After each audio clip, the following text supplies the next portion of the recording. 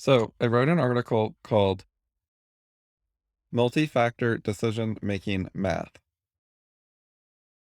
And then I found out there was a bunch of literature on the same topic, pretty much. They are trying to address roughly the same issue that I was writing about using math. I didn't find that right away because I thought I was writing philosophy and I searched for philosophy papers using search terms like epistemology, Bayes, credence, rationality. So the field is called multiple criteria decision making, or MCDM. They also use several other acronyms. They can't agree on a specific name, which doesn't matter too much. And they do not deal with philosophy, and philosophers do not deal with them. From what I've seen, neither group cites the other group or reads their papers or engages with them, which I think is bad. But the MCDM people have more in common with economists, psychologists, business management people, operations research. One of their primary goals seems to be to help businesses make decisions. How can a decision maker, a manager at a business, make some kind of decision? But they'll also address things like healthcare decisions. It can be applied more broadly. So I've read a bunch of literature about it, primarily academic stuff. My first thing I noticed is I don't have to retract anything. I didn't find out that I'd made some sort of mistake. Second, my approach with multiplying binary factors is original. They've never thought of it, never considered it. It's not in the literature. Third, basically all of them are doing dimension conversions that I think are impermissible. So I think my criticism applies to them. However, they certainly wrote some decent analysis. Some of the stuff is useful. So one of the things that I read about is adding versus multiplying. That is a topic that has received attention, and there are some papers about it. From early on in the field, which started mostly in the 1970s. There's a few earlier things that are relevant, though, but not a lot before that. Anyway, from early on, they had multiple different methods, including a weighted sum method and a weighted product method. So product means multiplication. And the way they do weights for multiplication is by putting exponents on the terms. And if you make all your weights add up to 1, so you use percentages like 5% or 10% for the different factors, and use those as exponents, you actually get a decent, reasonable result in general. That is somewhat similar to what you would get if you're doing weighted sum and you use the same factors, except that they would be multiplication in that case. Like the standard way you do weights is you're adding together factors and you multiply each factor by its weight. So like this factor is worth 30%, we're going to multiply it by that. This other factor is only worth 5%, we multiply it by that, and then we add them together. With multiplication, that would not work. So you need to raise the factors to exponents. And you can use percents as exponents, make them all add up to 100, and it works fine. The next thing I found out about is normalization. So they've noticed that you can't add inches and pounds.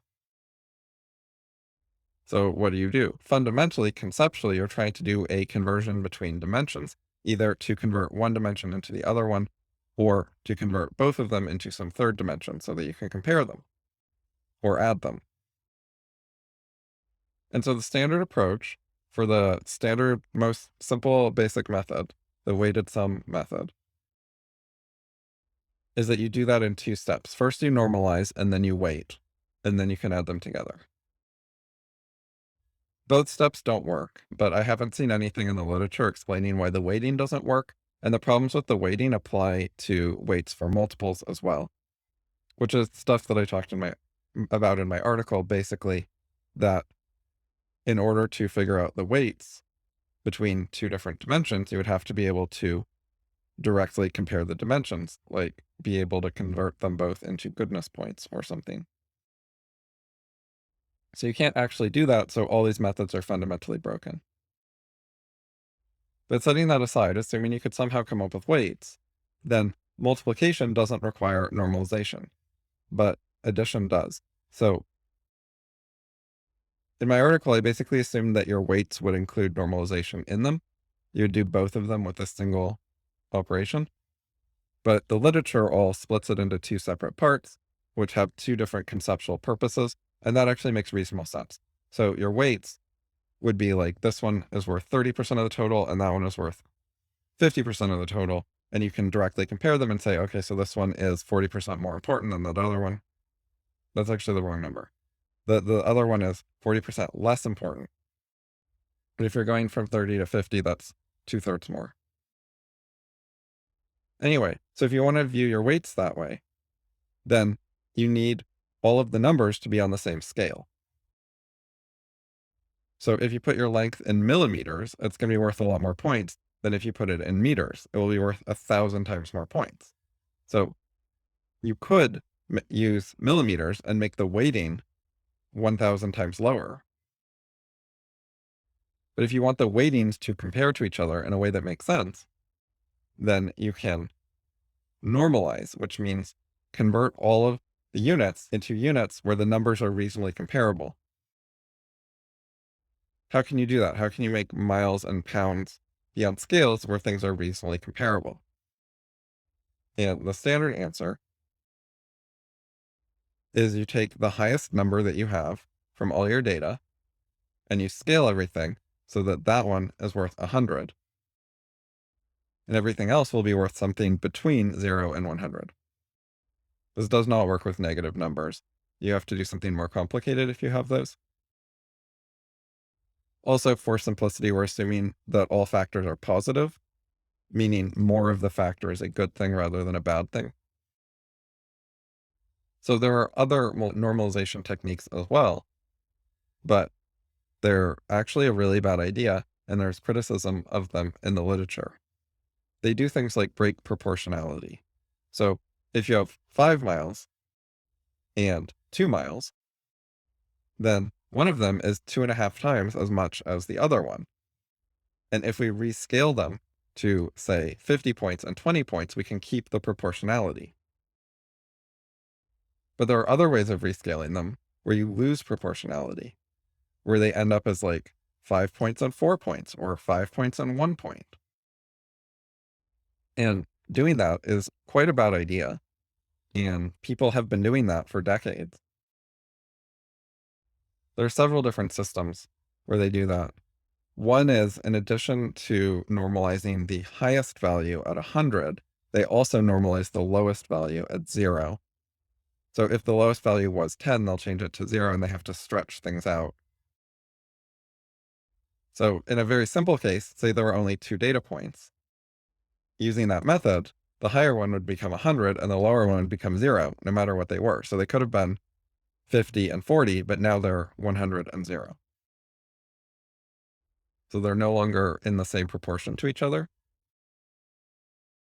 Another normalization method is called z-scores.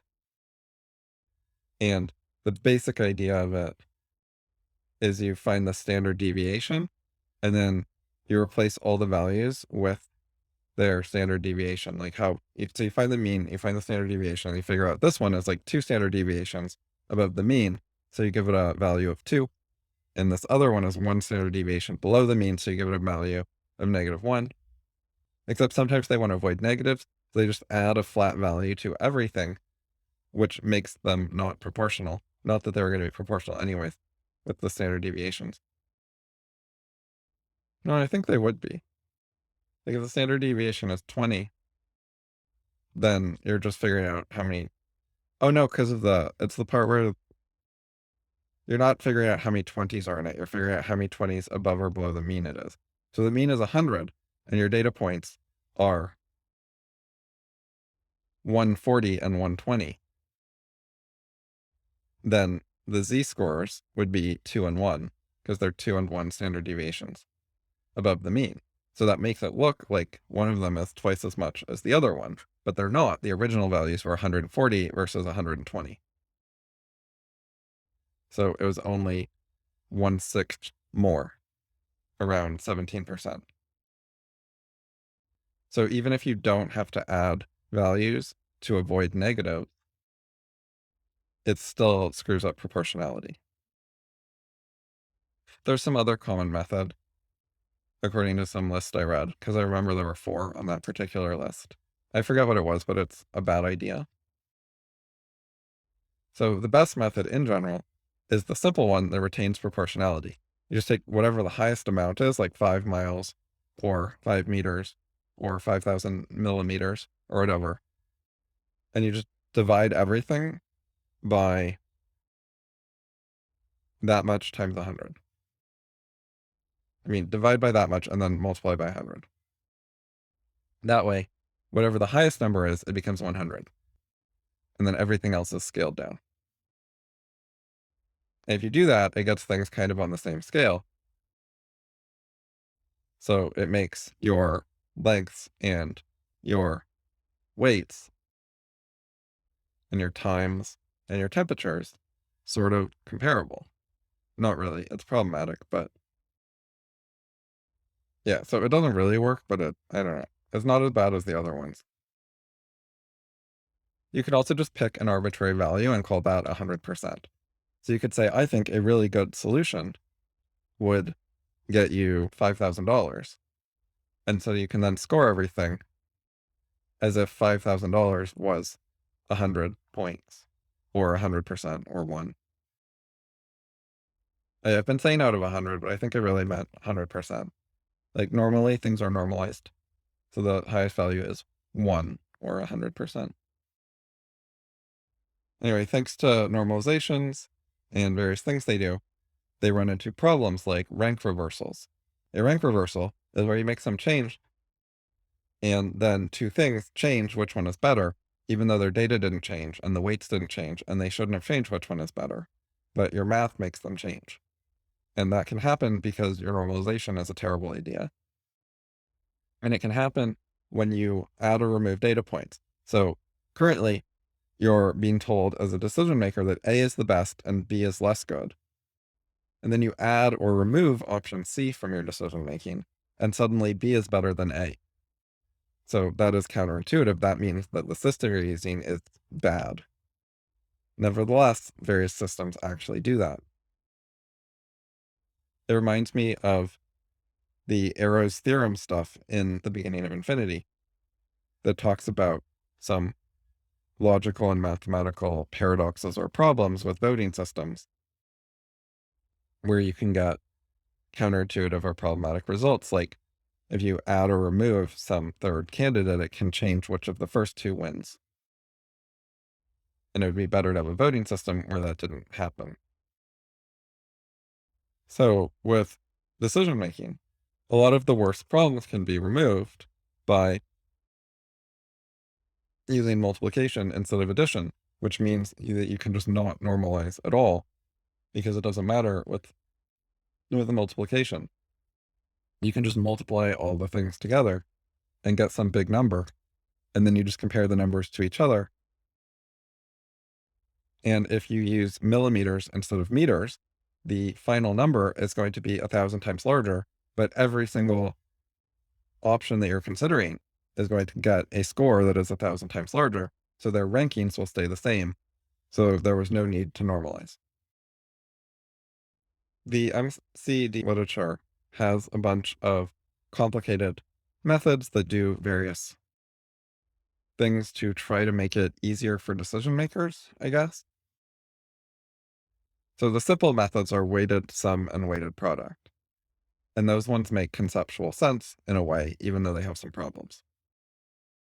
But then there are a bunch of more complicated methods. One of the common complications that is added is doing pairwise comparisons. So instead of asking a decision maker to take all the factors and weight them, the idea is maybe that is hard in some way or overwhelming. So instead, the decision maker is given every single pair of factors and asked to weigh them and say which one is more important and how many times more important is it. And this seems to me like a terrible idea for multiple reasons. One of which is that it's very easy to give inconsistent answers that contradict each other when you're being asked all these questions. You could say that A is twice as important as B, and B is twice as important as C. And then you could also say that A is 5 times as important as C, or 3 times as important. So you break transitivity. And if you're asking someone to go through dozens of pairs of factors and assign numbers to them, and they're just going by intuition, there's no clear objective way to come up with exact numbers, then you should expect to get inconsistent results. So if you want consistent results, the easier thing to do is just give them, here are your 7 factors, please assign them percentages for how important they are and make the percents add up to 100. Or even don't make them add up to 100, just say assign them numbers, and then we will rescale it so it adds up to 100%. Or not, you don't have to use weights that add up to 100%. Doesn't particularly matter, but it's usually more convenient and intuitive if you do. So the pairwise thing, it gives them too many decisions to make, too many questions. So I don't like it. And a lot of the decisions are kind of out of context. It's like you're comparing A to B and ignoring C and D and E. And when you do that, you're assuming that C and D and E and A and B are all independent, that they have no effects on each other. Like the amount of C you have has no bearing on the importance of A relative to B. And that's just incorrect. There's dependencies all the time between your stuff. Depending how you're doing on some factor, it can change the prioritization or importance of some other factors. This is a problem if you just take everything and give weights too. It's a problem with just fixed weights. But I think it's worse when you're trying to make a bunch of individual pair decisions, because then you're looking at things even more out of context, just in isolation, only 2 things at a time, forget about everything else. And I think that's even more misleading than looking at them all together. Some of the systems use math that is so complicated that basically people can't do it by hand. Decision makers just have to put the numbers into some software, and then it tells them the answer.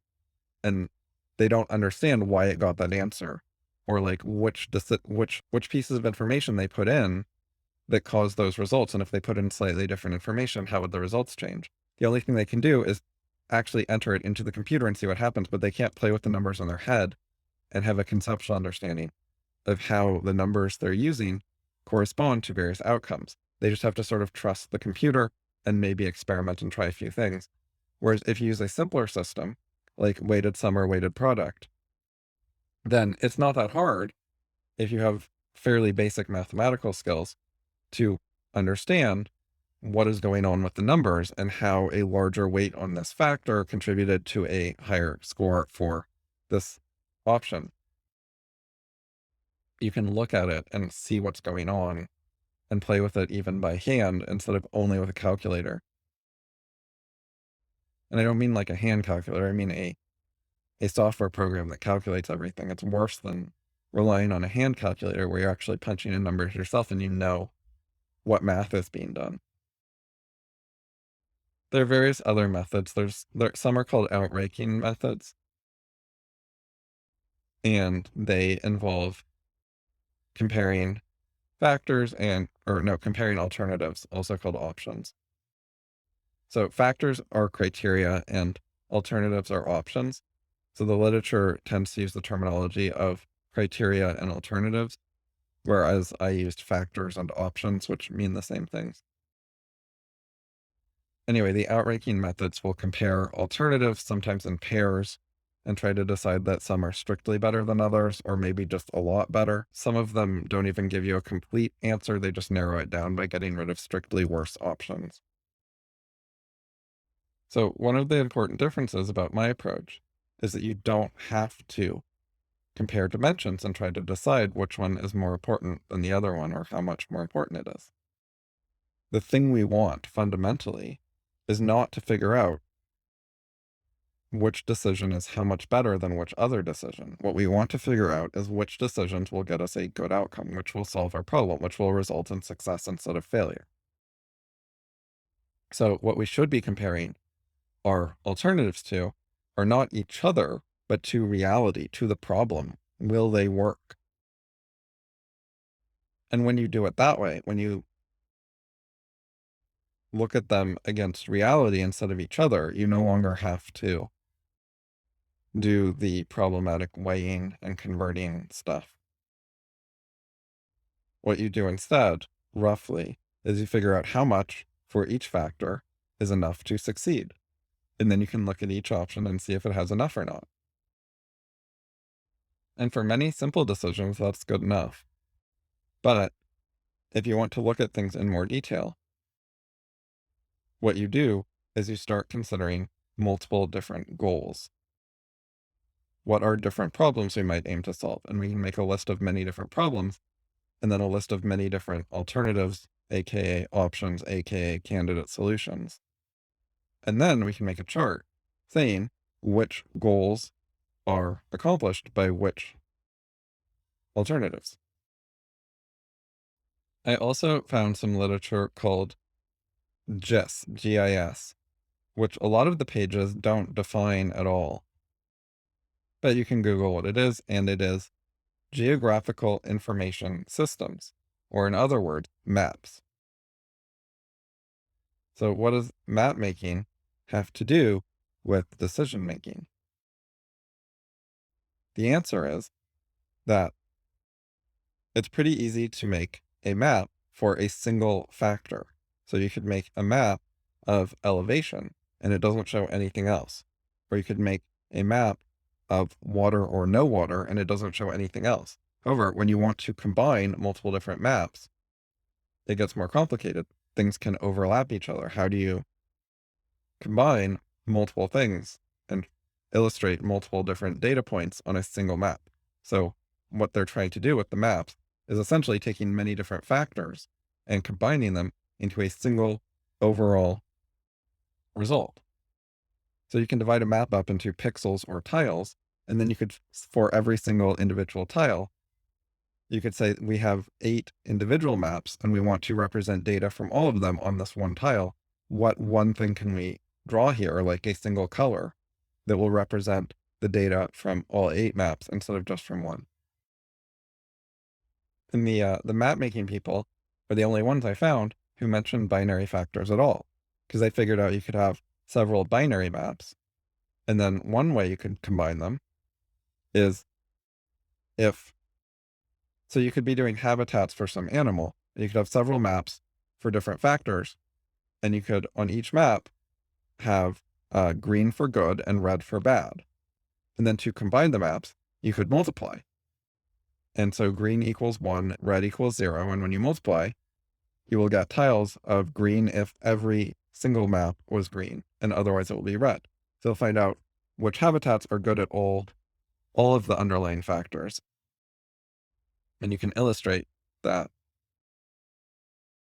And then there are other things you can do that are more complicated. For example, you can add up the binary factors, and then you find out how many different factors are good. And you can have a different color for each one. So if you had 5 factors, then any tile could get a score from 0 up to 5. And you could put the colors in some order, like dark green and light green, and then orange and then red, that is intuitive to people so they could see what is the best and in the middle and the worst. And you can use a spectrum of colors that is understandable so people can see from bad to good. And there are other systems you can do. Another one is you could take every single bit string, every different unique combination of the factors, and assign that its own color. And it's going to be a lot harder to make those follow a spectrum. But you can just give them random unique colors, and then you would represent a bunch of information. However, if the number of colors is very large, then it's going to be hard for someone to read the map. It won't be very useful. And then there are more complicated things you can do that use non-binary values. And the attitude of the mapping people is that binary is the worst. The only thing that's good about it is it's easier to use, it's simpler. However, it provides less information. So if you can figure out how to use factors that are non-binary, that is considered better. So they don't have any of the concerns that I have that led me to want binary on purpose and see something good about it, other than simplicity. They do, on one thing I found, they mentioned breakpoints briefly, and they titled a section, Breaking Away from Breakpoints, because they want to get away from them and stop having to use them. But they did know that you can take some spectrum and put a breakpoint on it and then get a binary result for above the breakpoint versus below the breakpoint.